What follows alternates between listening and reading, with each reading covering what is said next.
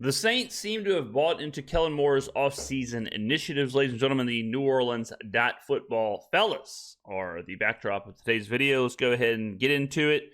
Brandon and Nicholas are going to talk to us about how Kellen Moore seems to have the trust, right? Which was a big talking point when he was named head coach was, okay, can he be a leader? Can he get the trust of this team? We never believed that was actually an issue, but we're going to hear maybe some of the evidence that they're seeing at OTAs. Bunch of topics here. Got the next OTA on Thursday. Make sure you sign up for New Orleans football. Yeah.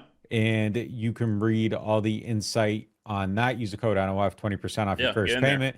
If you're a fan of the podcast and you don't like reading, you're going to get more podcasts over there. So make sure you're checking it out. Vertical version of the show goes up if you like holding your phone upright and don't like turning it sideways and you're a watcher. There you go. A lot of cool stuff happening over there, so make sure you're signed up. A lot of options. Let's get into our first segment presented by Bobby Hebert's Cajun Cannon Restaurant. Yesterday, Mike and we went out to cover the Saints in this community event where they were redoing the Trinity Community Center in Holly Grove. And it really just showed that the entire team can come together for something for the community. And this has kind of been something that Kellen Moore has shown this entire offseason, from the offseason workouts to last week with the paintball tournament. So it seems like the Saints have bought into Kellen Moore's offseason program of just being together as a team outside of the field. It is kind of interesting because when you think Kellen Moore, you think about, okay, football guy, football genius, X's and O's, quarterback whisperer, whatever. But so far, I mean, it's only been a couple weeks, or I guess a month now, but so far it's really more of the off-field stuff. It's really more of the paintball. It's really more of this community event where Kellen is really building something. And I think that's interesting, especially for a first-time head coach. First time ever. It'd be really easy for him to just bog down in the football and focus on the football side of things, especially with the pressure of, the Tyler Shuck pick and all of the draft picks and, trying to get them ready to roll, trying to get his systems in place, defensively and offensively, all of that. But he hasn't done that. He's done the opposite, where the football is there, sure, but he seems to be putting a ton of emphasis on these kind of off-the-field events. Yeah, I mean, look, I think it's just, the buy-in just in general, outside the field, on the field, all of it. Like that's really what matters. I mean, you're trying to build a program here. Yeah, there's some buy-in. I mean, I think that's a good sign. I think it's a good sign that you get everybody out there, that you get people engaging with the community. Definitely seems like the young players are bought into everything that's going on. I've been a little bit surprised that some of the turnout at OTAs, but at the veteran level, is a little bit different than it was in previous seasons. I don't think it's an issue. I mean, I think you just got older guys, and older guys have families and know how to deal with stuff on their own and all that stuff. But yeah, I mean, look, right now, all the signs are good. They're definitely good. I'm encouraged by what we're seeing with that stuff. I will say though, like, you remember last year, like around this time? A lot, but yeah, what you got? I mean, like the hype and the buy-in and the refreshing start and the Kubiak and everything's. Yeah. I will say though, and I know this is going to sound like hopium copium, hindsight is 2020, but and man, you talk about a complex situation, but we weren't really off with that. Like, the Kubiak thing was huge. And if you think about what Kubiak did last year with what he had to work with, it's kind of crazy. Like, how not bad the offense was with moving parts every week, undrafted players, practice squad players, free agents. Like, he had the hardest possible challenge as a first-year offensive coordinator. And the fact that if Alvin Kamara doesn't get hurt, he has his first ever 1,000-yard season with a horrific offensive line with all the injuries, with a fifth-round rookie quarterback, with Dante Pettis and MVS and who the hell ever else as the wide receivers. Like, it really is kind of insane.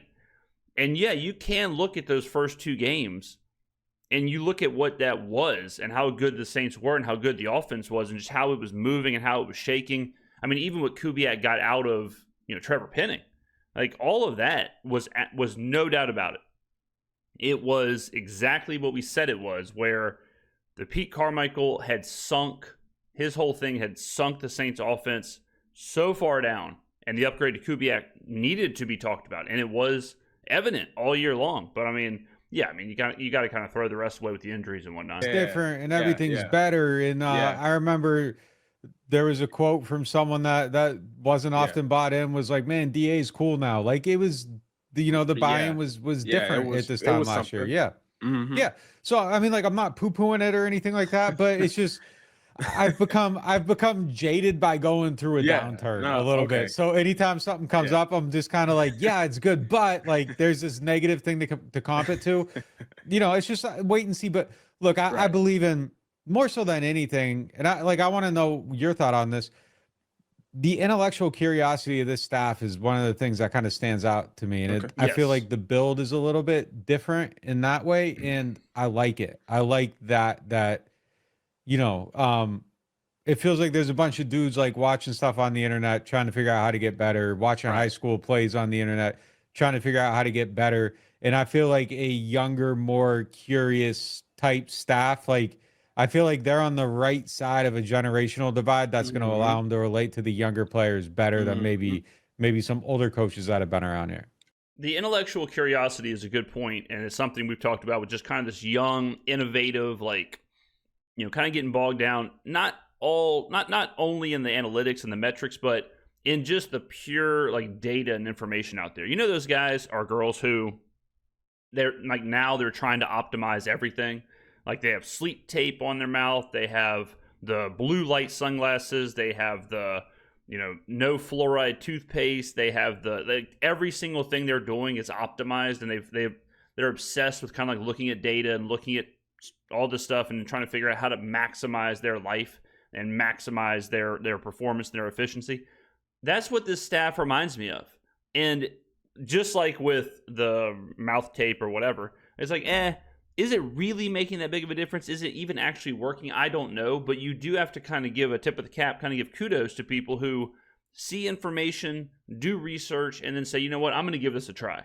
Versus the old school way of looking at it, where it's just like, it's football. It is what it is. You always do this. Why try and mess with things? So there's not a doubt in my mind that our staff is that. And our staff will be on the forefront of some of these initiatives or trends or whatever that we're seeing in the NFL. And that's real talk. No question about it. Just going back to your other point about last year, it's the equivalent of hearing that snippet on Twitter, like that 10-second, 20-second snippet. You're like, oh, man, them bars hard. And then the album comes out, or the mixtape comes out, and it's like, really, man? Where was the heat from the snippet? But back to your question about the relatability kind of the coaching staff. Yeah, I think as we continue to go on in time, that's going to become more important, the relatability from some of these coaches to these younger guys, because they're now in this era in college of just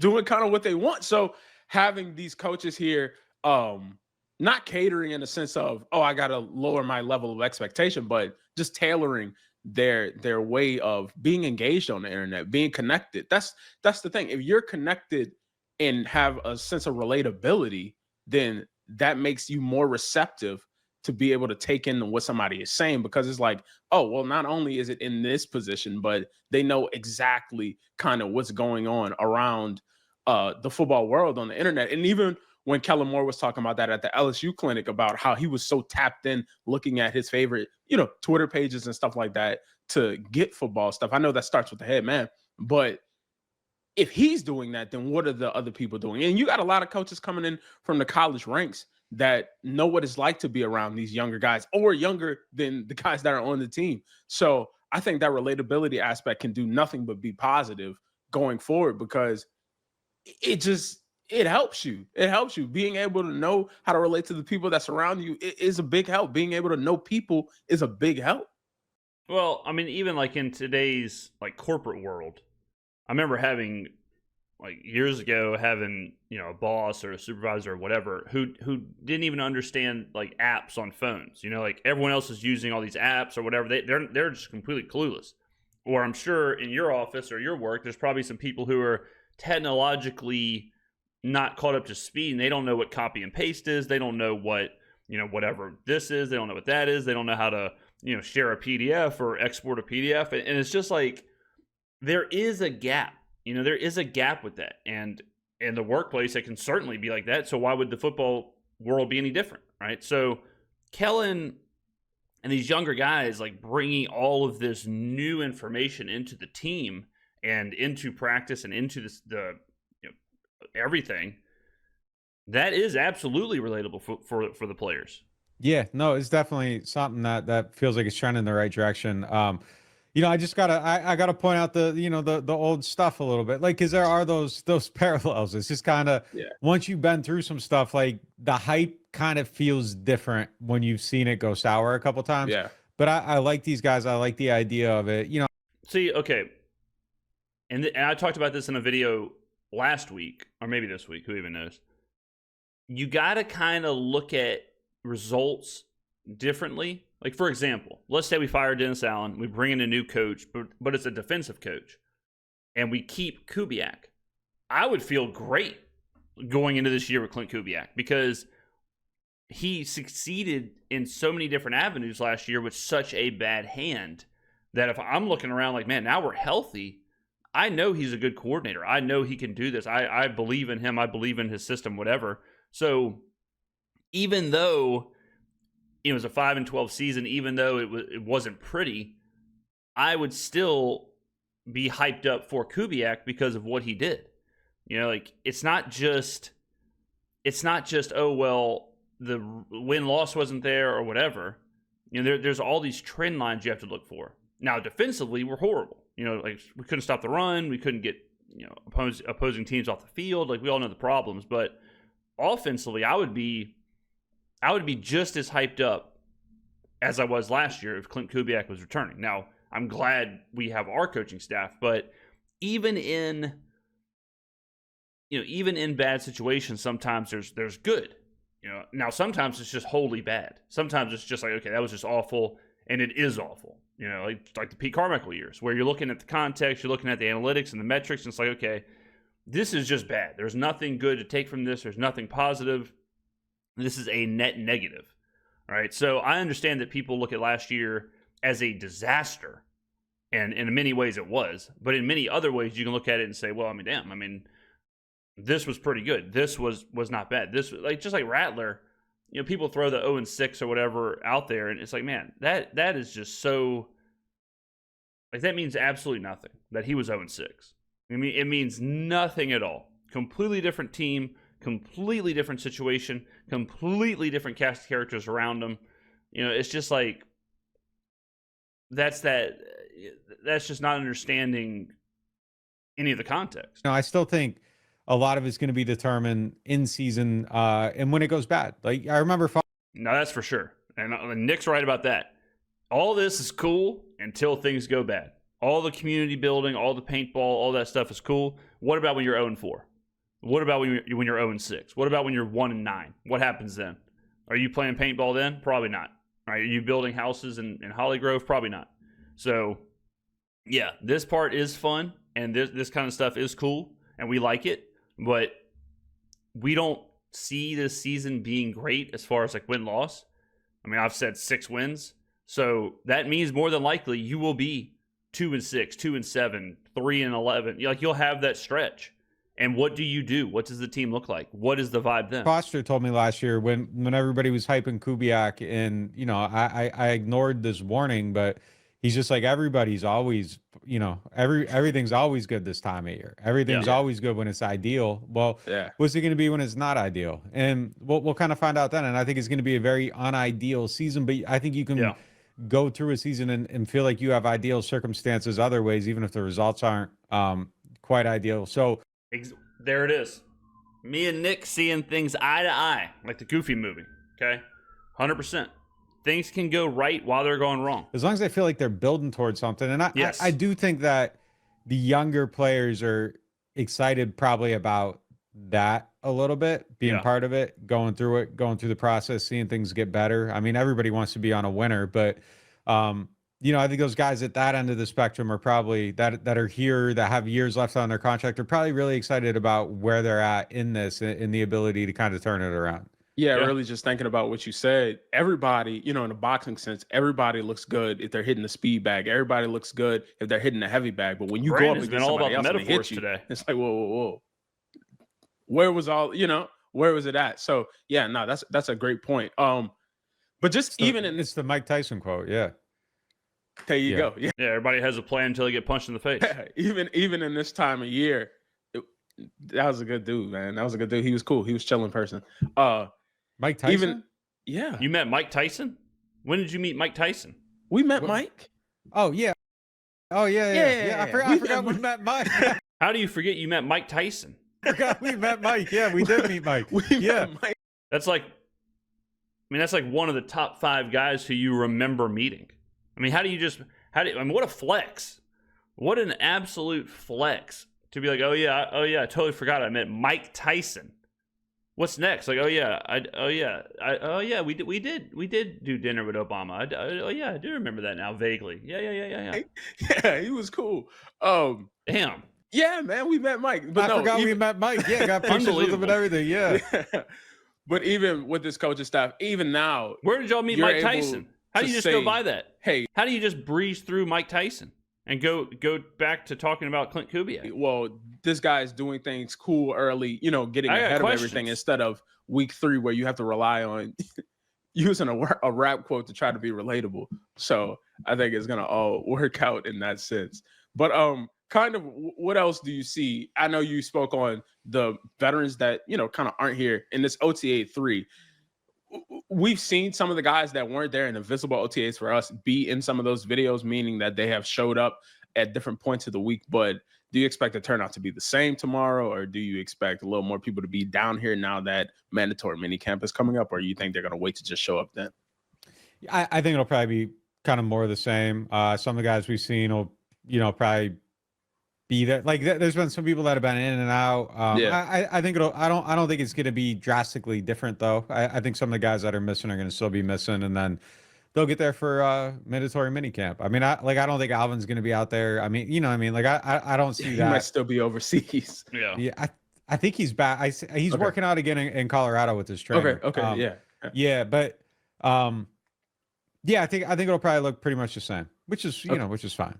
Yeah, that's fine. I mean, I could care less about the veterans not being at OTAs or whatever. Like, I don't think it's that big of a deal. Some people put a lot of stock into that, but I don't think it's a fact. I mean, this is all voluntary, and they showed up last year, and the outcome wasn't the outcome that they wanted. So maybe just go back to what they know and then come in when it's mandatory and make it happen. But let's move on to another topic. Yesterday, I'll tell you what topic we should move on to: meeting Mike Tyson. The hell! All right, ladies and gentlemen, there you go. Little nice and easy breezy talk on a Thursday morning.